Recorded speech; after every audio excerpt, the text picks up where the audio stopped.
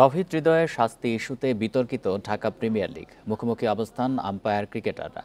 ঘরোয়া ক্রিকেটে এমন ঘটনা দুঃখজনক বলেছেন বিসিবির সাবেক পরিচালক আহমেদ সাজ্জাদুল আলম ববি। সাবেক বোর্ডের দুর্নীতি নিয়েও প্রতিক্রিয়া জানান তিনি। বান্ডেল থাকলে প্রতি সেনমানিতে টাকা বাঁচবে।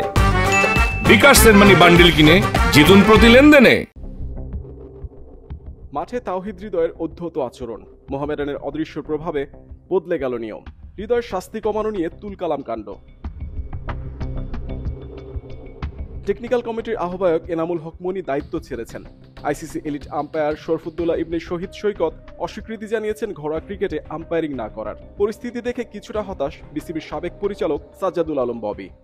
সোশ্যাল মিডিয়া এবং আপনাদের বিভিন্ন রিপোর্টে দেখেছি, জিনিসটা আমার কাছে ভালো মনে হয়নি এবং এটা সমীচীন না। যারা প্লেয়ার কনসার্ন তাদেরও এরকম আচরণটা ঠিক ছিল না এবং পরবর্তীতে সিসিডিএম থেকে যে উদ্যোগটা নিয়েছে আমার মনে হয় এখানে একটু কনফিউশন রয়ে গেছে। ক্লাবের আধিপত্যে পরিবর্তন আসে রাজনীতির পালা বদলে। বিগত সময়ে দাপট ছিল আবাহনীর, এখন সে পথে হাঁটছে মোহামেডান। ক্লাবের কাছে জিম্মি ঘরোয়া ক্রিকেট। একটা নির্দিষ্ট ক্লাব যদি কিছু করে থাকে, এখন আমি পুরো ক্লাব ক্রিকেটকে দোষারোপ করবো, সেটা কিন্তু আবার সমীচীন হয় না।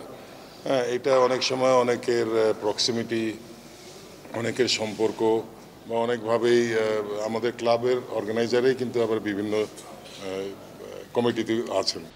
বিসিবির বিগত কমিটির দুর্নীতির তদন্ত করছে দুদক। সেই কমিটির পরিচালক সাজ্জাদুল আলম সিদ্ধান্তের অপেক্ষায় আছেন। তদন্ত হচ্ছে, ইনভেস্টিগেশন হচ্ছে, আমরা দেখি কি হয়।